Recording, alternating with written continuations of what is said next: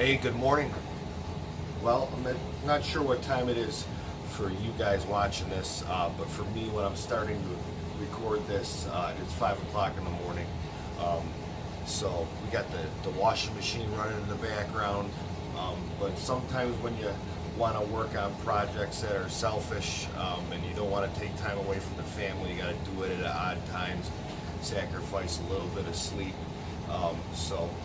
Lately, I've been working on redoing my grandfather's drywall hammer that I have, and I mounted the head onto the handle that I made, and I needed to make some adjustments to the handle. It just didn't seem right, and I found myself wanting a smaller version of my Husqvarna Carpenter's axe, or even an exact version of the Jonaker or the Grand Force mini hatchet, hand hatchet. So what I'm going to do, because I don't have the extra 150, 200 bucks to buy one of those premium Swedish products, is I'm going to bring you guys along for the ride and redo this local hardware store hatchet, make some adjustments, some cuts, get out the grinder, and make my own version of the Jonaker, or a small version of the Carpenter's axe. And I'm going to show you guys how I do it. I'm probably going to make mistakes, and it's not going to be perfect, but it's going to be fun. I'm going to learn, and I hope maybe I can show you guys something along the way that you didn't know. So let's get started. So the first thing I'm going to do here is remove the old handle. That way I can drill out the hole here, and then trace the pattern onto the axe hatchet and get to work that way. So take the handle off here.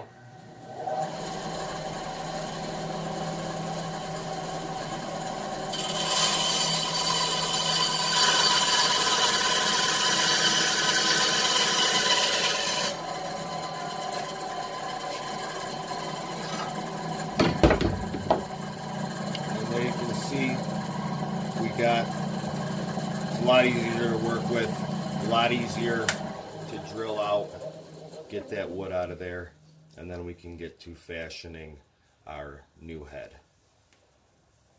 I improvise a lot, and I seem to make it work for me somehow. So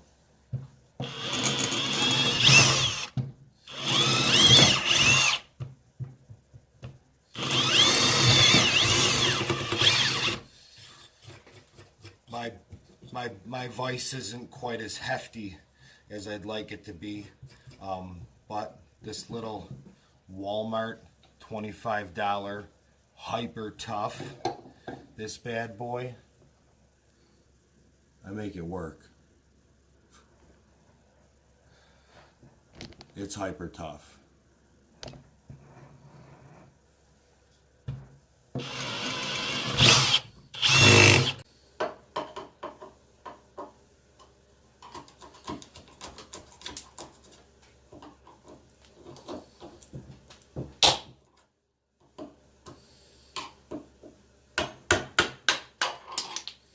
Perfect.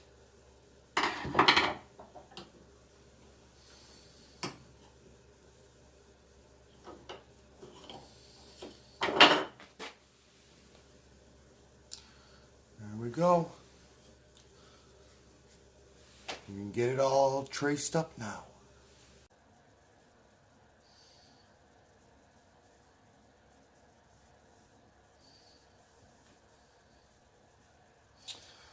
That's kind of what I have, and we'll see how close it comes out, how well it comes out, and hopefully come out with something really useful.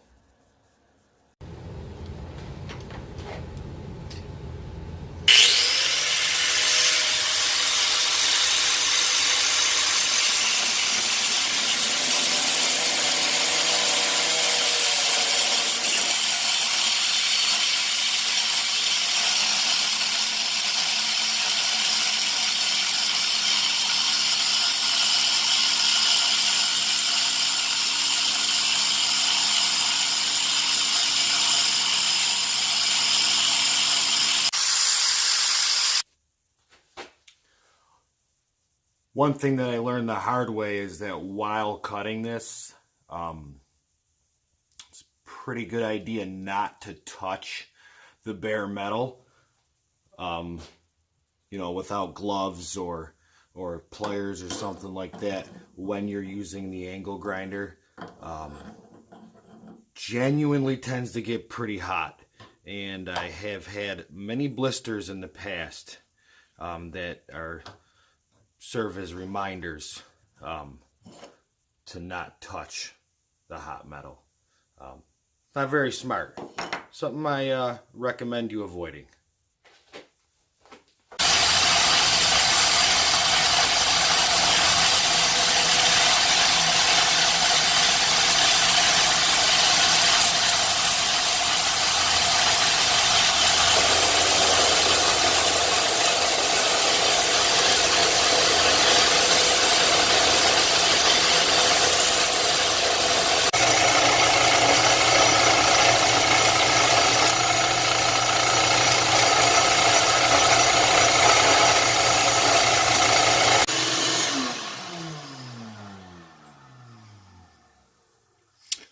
Well, that's what we have so far.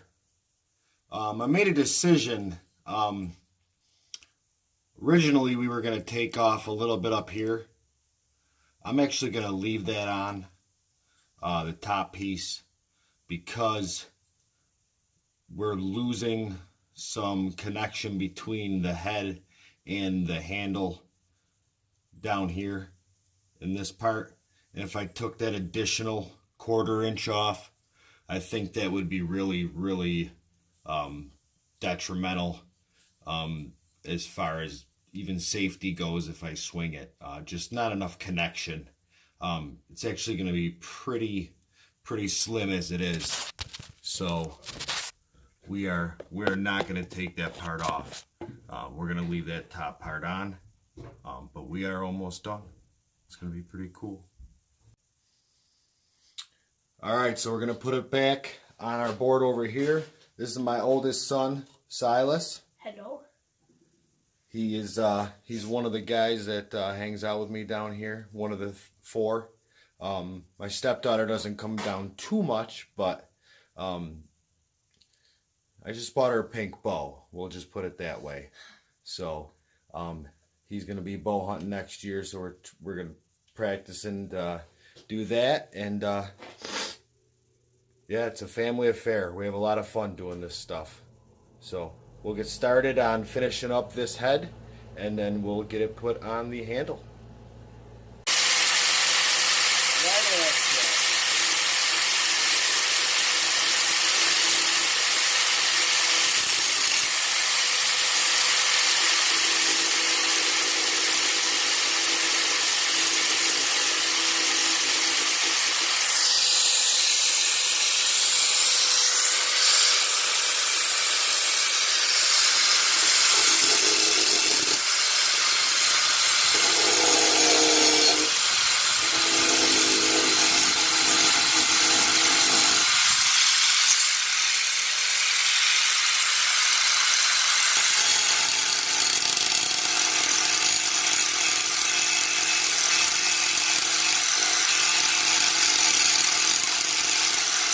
So we're done. We're done sanding. Pretty shortly, we'll get it mounted on the handle, and I'm pretty happy with it. I taught Silas a couple of things. He tried to grab the X head right after I sanded it, just like I would have done, and like I did do, but I did it at a much later age in life, so he learned a lot younger than I did. So we'll get it up on the handle soon, and I think I'm going to be pretty happy with the way it looks. Alright, well, it's still the same day. Now it's 9 o'clock at night. It's been a long day. I've worked this in between, you know, being a dad and having the kids stress me out, and having the kids stress well, both Rachel and I out. But we are ready to put the finishing touches on. not gonna buff it quite yet. I really did want to get this project done in one day. I didn't think it would take, you know, it was a project that should take a couple of days. But here we have my mini Carpenter's hatchet that I'm going to put together. When I went and picked the kids up from school, I stopped at a very small, old hardware store. And I asked if they had any old hatchet handles. And the guy walks out with these hatchet handles. And to some of you watching this, this may not look like they're that old, but I can assure you that in my lifetime I've never seen anything like this produced. These are old. These are older than I am. So I bet you these are from the early 80s, late 70s. Again, to some of you that might not be that old, 36. But so I decided that I'm going to forego making my own handle for the Carpenter's hatchet. I'm going to sand these down. I'm going to sand this one down. I chose this one, and I'm going to hang the head. So I'm going to get to sanding, and we'll hang the head, and we'll show you the finished product.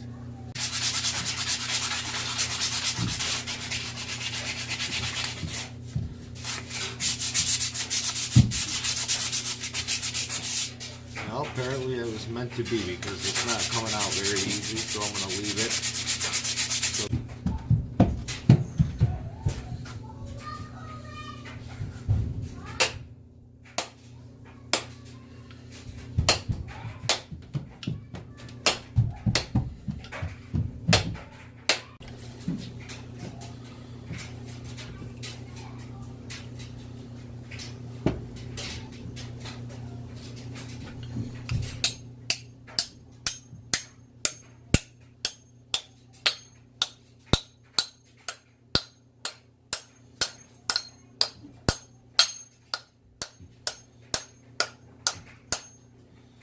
Alright.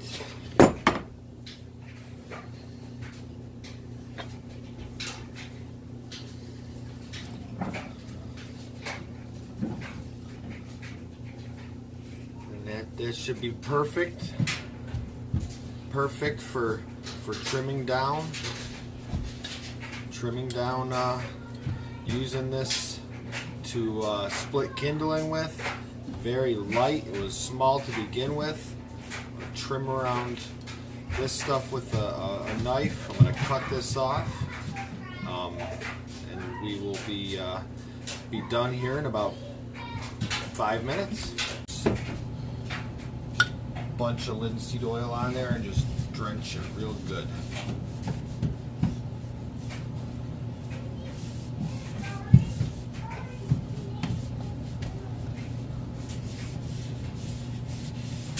Put a couple of coats on this over the next couple of days, but that's what I'm also gonna do, is I'm gonna hold on to this rag while I sharpen the head back up with the puck here. Put some honing oil on it.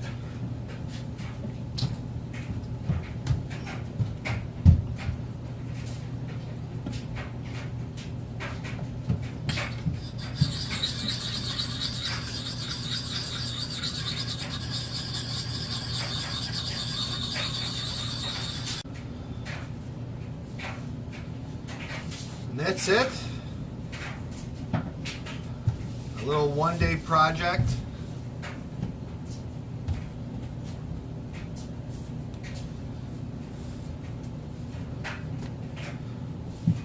And I guess that just goes to show you don't need to have the huge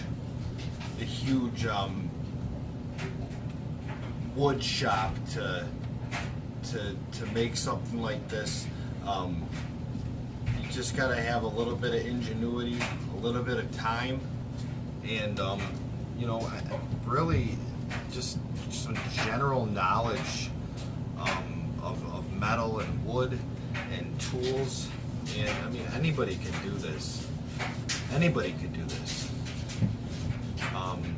I say start to finish, 4 hours worth of work, and I have something, you know, that I'll have for the rest of my life. And you know, one day my kids will have this, and they'll know that, you know, their father, and maybe even someday they'll know that their grandfather made it. And you know, I did all this while life is going on around me.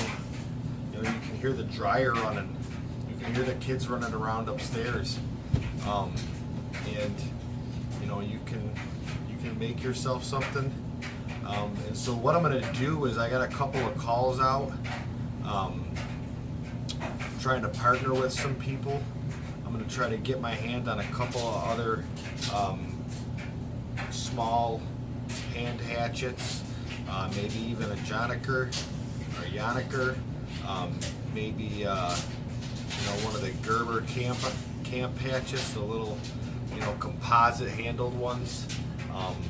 But we'll put this to the test against those professionally made ones. So I can't thank you enough for spending the time to watch this video. I really appreciate it. If you like what you see, send me some suggestions. Let me know what I did that, you know, you would have done differently. I'm all about constructive criticism. So if you have something that you think that I did that was a waste of time or foolish, you know, leave it in the comments. I'd love to get in discussion with people. I'd like to learn from you guys. I guarantee you, people watching this video that know a lot more than I do.